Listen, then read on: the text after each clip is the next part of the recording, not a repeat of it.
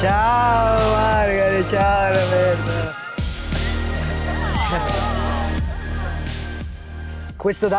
Ce dé est très spécial pour nous, car il représente notre engagement à vivre pour l'amour réciproque et pour la paix, à travers de petits gestes au quotidien. Donc la proposition d'aujourd'hui, j'aime en premier. Très bien, allez c'est parti.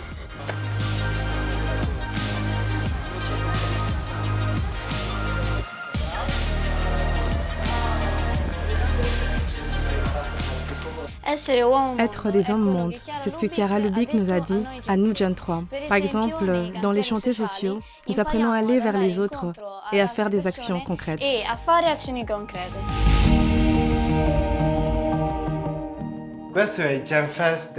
C'est le Genfest de 1985 et c'est là précisément que le mouvement Jeunes pour un monde uni est né officiellement.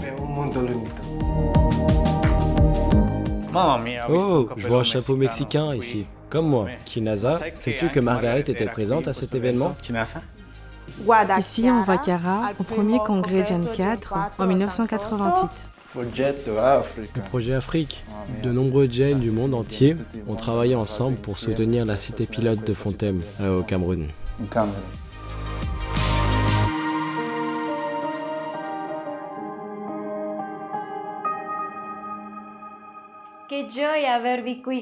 Quelle joie de vous avoir ici avec nous. Je me sens vraiment chez moi. Comme quand on feuillette les albums de famille, mais cette fois-ci, la famille est bien plus grande. Elle est disséminée dans le monde entier. Mais tu sais ce qu'il y a de plus beau? C'est que ça fait 60 ans que le mouvement Gen existe. Avec ses choix courageux, son engagement pour l'unité et pour la paix. Cela me touche de savoir que nous aussi, nous faisons partie de cette histoire et que vous êtes peut-être, vous aussi, sur ces images.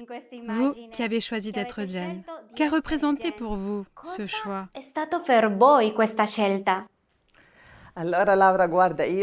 Eh bien, Laura, je peux te dire qu'avant de connaître les Jains, j'étais quelqu'un de très timide.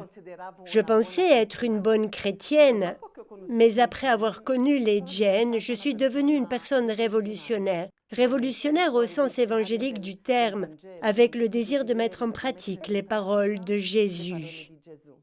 J'ai connu cette vie à 14 ans grâce à des jeunes qui m'ont touchée parce qu'ils étaient profondément convaincus et ils avaient un but dans la vie. Alors je me suis dit, ces jeunes veulent vivre pour l'unité, pour la paix. Moi aussi, je voulais vivre pour cela parce que, comme vous le savez, ma terre a toujours été marquée par les guerres, les conflits, les divisions. Et j'avais l'impression que c'était l'idéal que j'avais toujours cherché. Avec mes frères et sœurs, nous sommes devenus les premiers Jains de Terre Sainte. Je devais donc changer mon regard et voir le visage de Dieu en chaque personne, être la première à accueillir, à faire le premier pas. Je sentais que mon cœur s'était élargi. J'avais l'impression que le monde n'avait pas de frontières. Cela m'a donné une grande liberté, car je sentais que nous aussi, malgré notre histoire, nos blessures, nous avions encore beaucoup de force intérieure pour pouvoir vraiment semer l'espérance dans le monde. Merci Margaret. Et pour toi, comment a été ce choix? Moi, j'ai choisi de suivre Jésus, même si le monde était assez différent de celui d'aujourd'hui. Par exemple, nous étions pleins d'enthousiasme, nous avions des leaders comme Martin Luther King. Je parle des années 70. Aujourd'hui, le monde a beaucoup changé. L'ONU, qui à l'époque semblait pouvoir faire le monde uni en peu de temps, eh bien aujourd'hui, comme on peut le constater, elle n'a pas le pouvoir d'arrêter les guerres ou les inégalités. Pour moi, être Jain a été trouver une famille, trouver l'amitié avec les Jains et surtout rencontrer Jésus qui nous guidait et qui, par l'Évangile, éclairait notre vie et nous donnait aussi cette sensibilité à aider les autres. Ce regard, je le trouve en vous, je le retrouve chez les Jains qui rencontrent les mêmes défis. Vouloir changer le monde, vouloir suivre Jésus, vouloir créer entre nous une famille.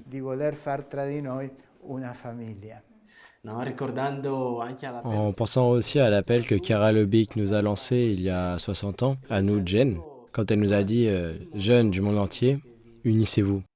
Nous sommes convaincus que cet appel est toujours d'actualité aujourd'hui, n'est-ce pas? Et vous, que pensez-vous de cette vocation initiale? est-elle toujours d'actualité?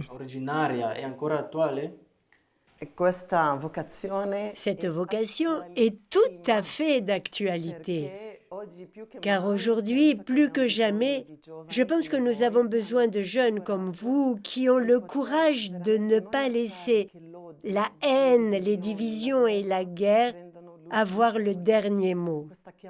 Cet appel de Chiara n'est pas un simple slogan du genre « Venez, unissons-nous ». C'est une mission. Pouvoir vraiment vivre, apporter aujourd'hui plus que jamais dans un monde si divisé, marqué par la solitude, apporter l'unité et apporter l'espérance. C'est pourquoi je pense que Chiara dirait aujourd'hui les mêmes mots. Elle dirait même encore plus à vous, jeunes du monde entier, cherchez tous les moyens de vous unir pour pouvoir allumer une lumière dans l'obscurité de ce monde. Et je pense que les jeunes attendent cela. Et toi, Roberto, qu'en penses-tu? La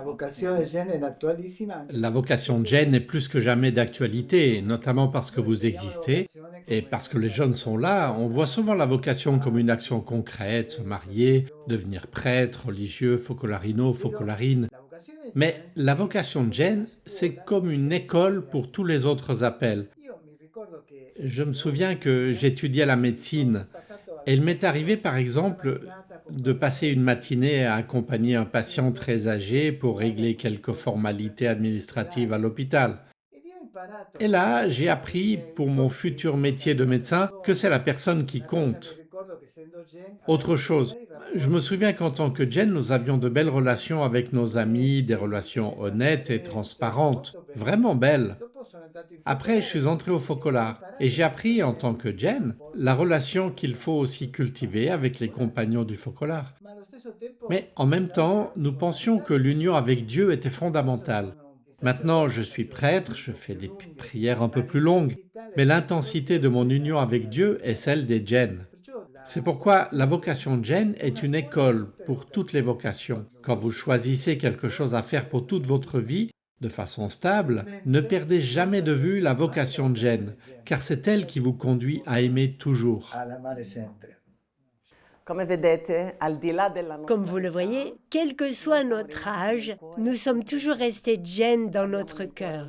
Nous ressentons une grande joie et une immense gratitude envers toutes les générations qui ont vécu ces 60 années.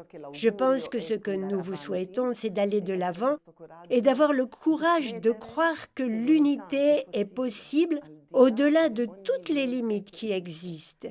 Je suis sûre que grâce à tout le réseau de jeunes qui existe, vous pouvez réaliser des choses encore plus grandes. Alors, bon 60e anniversaire et tous nos vœux.